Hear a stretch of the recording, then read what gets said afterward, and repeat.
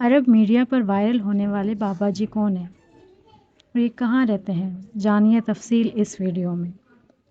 مسجد نبی صلی اللہ علیہ وسلم کے احاطے میں چلتے ہوئے جس بابا جی کی ویڈیو دنیا بھر میں وائرل ہوئی، ان کا تعلق پاکستان کے صوبے بلوچستان سے ہے اور وہ ہب میں ایک جھونپڑی میں رہتے ہیں۔